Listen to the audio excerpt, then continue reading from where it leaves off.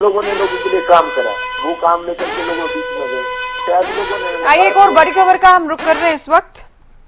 तो vote counting से जुड़ी एक बड़ी जानकारी हम आपको दे रहे हैं। हिसार से कांग्रेस के जयप्रकाश को बड़ी बढ़त मिली है। तो जयप्रकाश लगातार आगे चल रहे हैं, जेपी की बढ़त लगातार कायम गए। रणजीत सिंह कहीं ना कहीं पिछड़ते नजर आ रहे हैं। हिसार से ये बड़ी खबर आपको बता रहे हैं, कांग्रेस के जयप्रकाश 53,878 वोटों से आगे चल रहे हैं। तो अब तक जो स्थिति बनी हुई है उसके आधार पर हम ये कह रहे हैं कि जयप्रकाश या कांग्रेस के खाते में जाती है सीट नजर आ रही है। पहले भी यहां से सांसद रहे, 8वीं बार मैदान में है, केंद्र में मंत्री रहे हैं जयप्रकाश। इससे पहले भी हम बात कर रहे थे, पिछले दिनों आदमपुर बाई इलेक्शन भी इनकी ओर से मजबूती से लड़ा गया और अब लोकसभा चुनाव में फिर से ताल ठोकी गई। आगे चल रहे हैं, जीत की ओर बढ़ रहे हैं। बढ़त तो लगातार है ही, इसमें वृद्धि भी लगातार हो रही है, बढ़ोतरी भी लगातार हो रही है।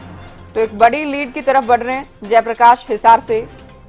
तो 5 पर कांग्रेस, 5 पर भारतीय जनता पार्टी। हम जब हिसार सिरसा दोनों साथ लगती सीटें, इसके अलावा सोनीपत रोहतक दोनों साथ लगती सीटें, अंबाला में भी कांग्रेस आगे है। इसके अलावा गुरुग्राम में अब तक एक अच्छी फाइट दी थी, लेकिन अब राव आगे हैं और राव जब से आगे निकले हैं तब से मार्जिन उनका भी लगातार बढ़ रहा है। करनाल से मनोहर लाल आगे हैं। कुरुक्षेत्र में सुशील गुप्ता एक अच्छी फाइट दे रहे थे, लेकिन अब नवीन जिंदल आगे हैं।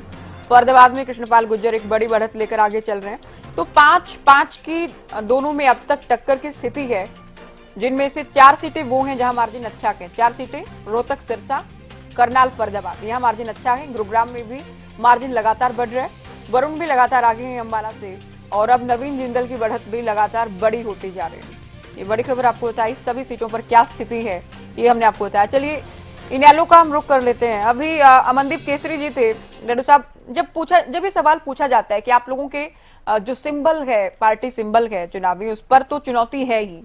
आपके सबसे बड़े नेता